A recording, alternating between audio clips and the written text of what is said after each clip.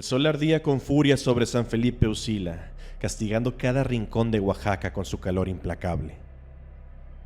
Era una de esas tardes en las que el aire era tan denso que parecía poder cortarse con un cuchillo. En ese ambiente, la secundaria local, un edificio modesto de apenas 2 plantas con paredes descoloridas, se encontraba al borde del cierre del día. Sin embargo, no todos los estudiantes se dirigían a casa con alegría. Yo, Emiliano, llevaba mi mochila a cuestas, intentando pasar desapercibido entre las risas y los juegos de mis compañeros. No porque no quisiera participar, sino porque siempre había sido el blanco de sus burlas. El hijo del brujo, me decían, refiriéndose a las historias que circulaban sobre mi familia. Decían que mis antepasados eran hechiceros, que habían hecho pacto con entidades oscuras y que prácticas demoníacas se escondían detrás de las puertas de nuestra antigua casa. Ese día, como tantos otros, Raúl, el líder del grupo de aquellos abusadores, se acercó a mí, empujándome contra el muro de la escuela. «Oye, brujo, ¿qué tal si haces un conjuro para que dejes de ser tan patético?», se rió, mientras sus amigos se unían a su carcajada. Su risa resonaba en mis oídos, haciendo eco con cada humillación pasada. Las lágrimas asomaban a mis ojos, pero me prometí que esa sería la última vez que sucedería. Esa noche, en casa, mientras la luna llena se levantaba en el cielo nocturno, tomé una decisión. Fui a la habitación de mi prima Martina, quien acababa de cumplir 16 años. Todos en la familia sabíamos que ella había sido iniciada en los antiguos rituales, aquellos que decían que eran solo leyendas. Sus ojos oscuros me observaron con seriedad cuando le conté lo que quería. «Quiero que se detengan, quiero que todos ellos paguen», murmuré, con una determinación que nunca había sentido antes. Martina se quedó en silencio un momento y luego asintió lentamente. «Sé lo que sientes, Emiliano», dijo suavemente. «Pero recuerda, la magia tiene un precio, y a veces ese precio es más alto de lo que podemos imaginar». Pero en ese momento no me importó la advertencia de Martina. Todo lo que quería era poner fin a las burlas y al acoso, y estaba dispuesto a hacer lo que fuera necesario para lograrlo. Martina decidió ayudarme, pero con una condición. «Lo que vayas a hacer», dijo, «debe venir de tu corazón. Debe ser tu decisión, no la mía». Después de escuchar su advertencia, acepté sin dudarlo. Con su guía empezamos a preparar un ritual. Velas negras por aquí, hierbas olorosas y un círculo trazado con sal en el suelo por allá. Martina comenzó a recitar palabras en un lenguaje antiguo y su voz resonaba en el aire nocturno. Yo, siguiendo sus indicaciones, pronuncié el nombre de Raúl y cada uno de sus amigos, deseando con toda mi alma que sintieran el terror que me habían hecho sentir a mí.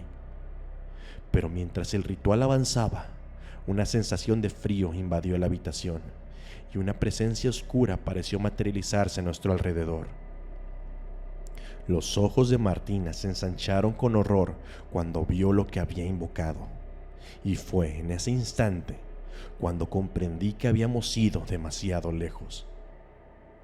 La presencia que se materializó ante nosotros era tan palpable que casi podía tocarse. El aire se volvió más denso y las velas titilaron, amenazando con apagarse y dejarnos en la oscuridad total. Martina y yo nos miramos, nuestros ojos reflejando el mismo terror. Aunque yo había sido el instigador, era evidente que ni ella esperaba una reacción tan poderosa. De la nada, una voz grave y gutural retumbó en la habitación.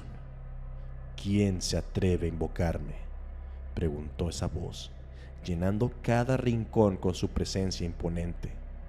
Martina, con voz temblorosa, respondió: «Somos nosotros, Emiliano y Martina, descendientes de los antiguos brujos de Oaxaca.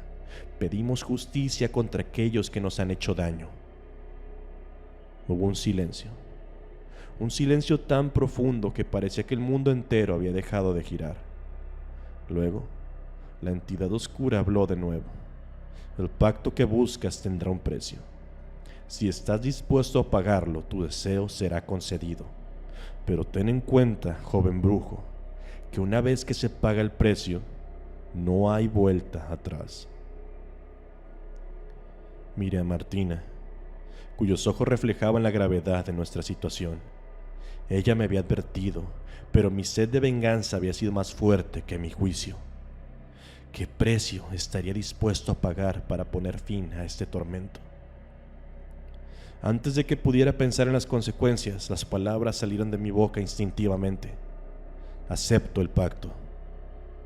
La habitación se llenó de un viento helado y las velas se apagaron de golpe. Todo quedó en silencio y oscuridad. Luego, poco a poco, nuestros ojos se adaptaron a la penumbra y nos dimos cuenta de que estábamos solos nuevamente. La entidad había desaparecido. Nos abrazamos, buscando consuelo el uno en el otro. Habíamos invocado un poder antiguo y ahora estábamos atrapados en sus garras. Al día siguiente, cuando fui a la escuela, sentí una confianza que nunca antes había sentido. Raúl y su grupo se acercaron a mí como siempre, pero esta vez, en lugar de burlas y empujones, algo diferente ocurrió. Sus ojos mostraban miedo, y uno a uno cayeron de rodillas frente a mí, suplicando perdón. La noticia de lo que había sucedido se extendió rápidamente y pronto. Nadie se atrevió a acercarse o a hablarme. Había conseguido lo que quería, pero a un costo. La mirada temerosa en los ojos de todos, inclusive en los de los profesores, me hizo darme cuenta de que algo había cambiado en mí. Algo oscuro y poderoso que todos podían sentir. Los días pasaron, y aunque ya no sufría acoso, me encontraba más solo que nunca. Incluso Martina se alejó de mí diciendo que algo había en mi interior que la aterraba, y la verdad es que no podía culparla. Había pagado el precio por el poder que había obtenido, pero no había considerado las consecuencias de mis acciones. La transformación no se detuvo en la escuela. Las personas del pueblo comenzaron a murmurar sobre mi nueva naturaleza. Las madres apartaban a sus hijos cuando yo caminaba cerca, y los ancianos, que antes solían saludarme con una sonrisa, ahora cruzaban la calle para evitar cualquier tipo de contacto conmigo. El poder oscuro que se había alojado en mí no solamente me había aislado de mis compañeros, sino de toda la comunidad. No pasó mucho tiempo antes de que empezaran a suceder cosas extrañas. Los animales en el área empezaron a comportarse de manera errática. Los cultivos de mi familia mostraron signos de marchitarse, y una espesa niebla cubrió el pueblo cada mañana, independientemente de la estación en la que nos encontrásemos. Las noches eran aún peores. Gritos distantes y lamentos podían escucharse desde las profundidades del bosque cercano. Una tarde, después de clases, decidí enfrentar a Martina. Necesitaba respuestas y ella, evidentemente, era la única que podía proporcionarlas. Me dirigí a su habitación, una pequeña estructura alejada del resto de la casa, conocida por muchos como la habitación de Martina. Al entrar en ella, el aire estaba cargado con una tensión eléctrica. Martina estaba sentada en el centro de su recámara, rodeada de velas, con un libro antiguo abierto frente a ella. Alzó la vista, sus ojos, una vez llenos de confianza, ahora reflejaban miedo y preocupación. Emiliano, dijo con voz temblorosa, lo que hemos despertado no es cualquier entidad. Es una antigua fuerza que nuestros ancestros involucraban en nuestras batallas solo en tiempos de gran necesidad y siempre con un propósito específico, pero tú lo liberaste sin ningún propósito real, solo por venganza, y ahora está libre, alimentándose de tu ira y tu miedo. Tragué saliva, sintiendo un nudo en el estómago. ¿Qué podemos hacer? Ella pasó las páginas del libro, deteniéndose en un antiguo grabado que mostraba un ritual. Hay una forma, pero el riesgo es grande, dijo Martina.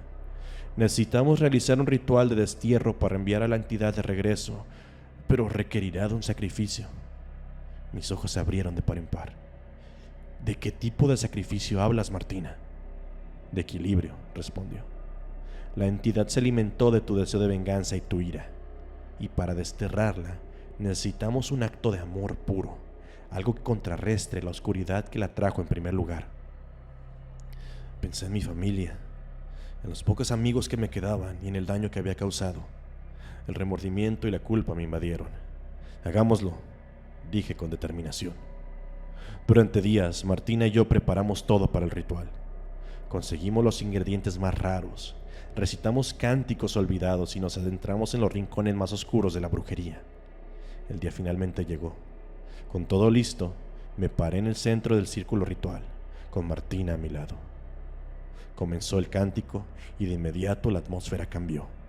La entidad, sintiendo que su reinado estaba siendo amenazado, emergió con toda su oscuridad, luchando contra nuestro intento de destierro.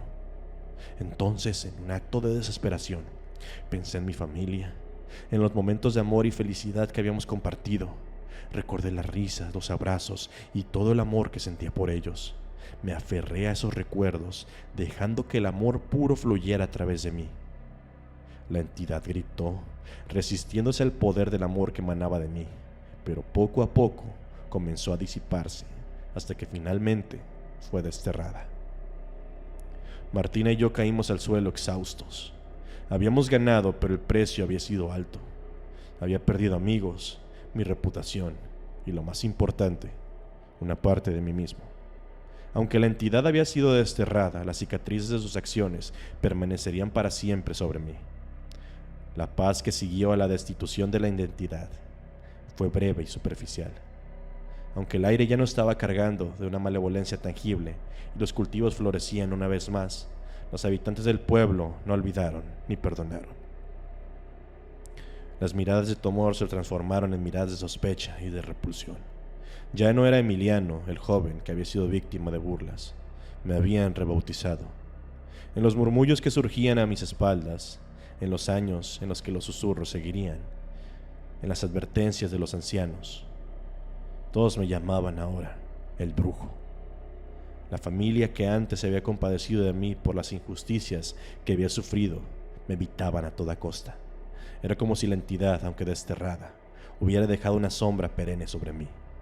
En las noches a menudo me encontraba paseando por el bosque, sintiendo que pertenecía más allí, entre las sombras, que entre los vivos en el pueblo. Martina intentó consolarme argumentando que con el tiempo las cosas cambiarían, pero ambos sabíamos que eso era poco probable. La magia, especialmente la oscura, deja cicatrices que no se desvanecen con el tiempo. Un día, después de uno de esos paseos nocturnos, me encontré con una anciana en el bosque. Sus ojos eran profundos y sabios, y su voz tenía el tono de alguien que había visto muchos inviernos pasar.